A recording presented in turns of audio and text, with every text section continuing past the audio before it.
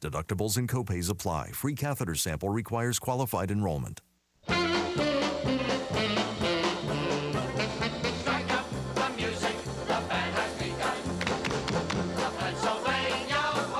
Welcome back here to the What's Cooking program. Love this music.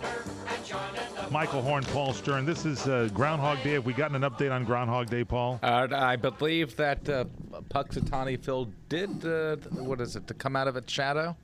Did he come out? He saw his shadow or he did not? I can't honestly say that I know for sure. Can we find out here on the show, for gosh sakes? We're bringing this up. You had the newsroom working on this. Okay, Let's get the newsroom is working on it as we Thank speak. you, please. Let's find out what the heck is going on. I think it happens like it's at 9 o'clock in the morning or noon or something like that. It happens. Hey, here's a story for you.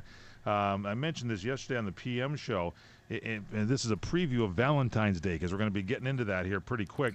But apparently in the United Kingdom, this this border agency official has been fired for gross misconduct. Apparently he tried to rid himself of his wife. He put her name on the terrorist suspect list on the people banned from boarding flights into Britain because their presence in Britain would be not conducive to the public good. And as a result, his wife was in Pakistan for 3 years and just returned recently. That would put an old damper on the old marriage, wouldn't it?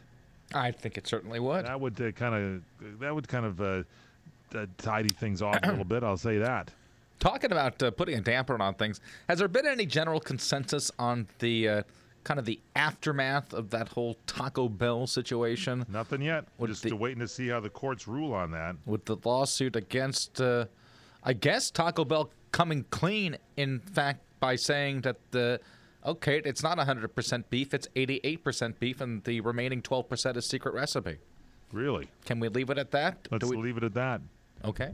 Yeah, we have a historic day today, ladies and gentlemen. It's not only a Groundhog Day, as Paul mentioned, it's National Heavenly Hash Day. If you like hash, and we're not talking about the kind you smoke, you guys out there. We're talking about the eating hash. It's Hash Day, Heavenly Hash Day, and it's California Kiwi Fruit Day. So if you have kiwi fruit from California, but for you wine people out there, we had Tobin James on. This is a historic day because back on this day in 1659, the first governor of the Cape of Good Hope in South Africa planted a vineyard, and in 1659 he made the first wine from grapes grown at the Cape. So South African wine goes back to 1659, and on this date in 1892, William Painter got a patent for the crown cork bottle cap with a cork seal.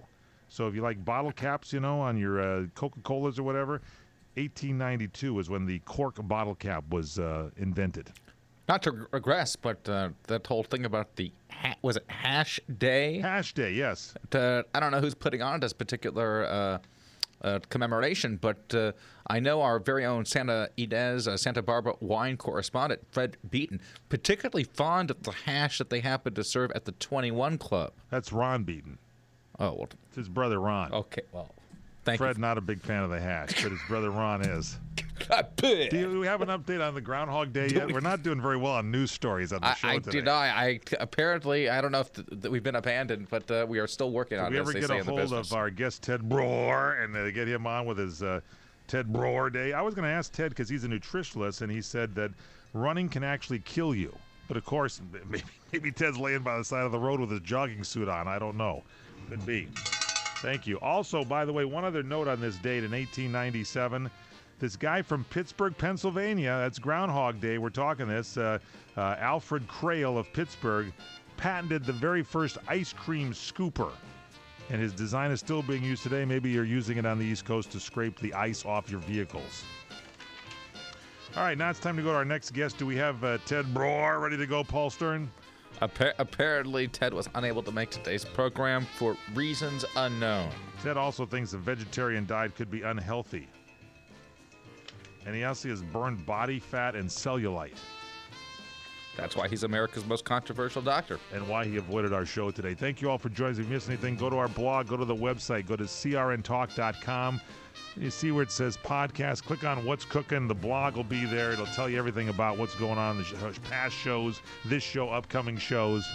And it'll also have Ted Broer's face on a stick, ladies and gentlemen. Heads on a stick. Heads on a stick! For Paul Stern, Eric Hines, Eric Joseph, I'm Michael Horn. Eat well. Which is most important because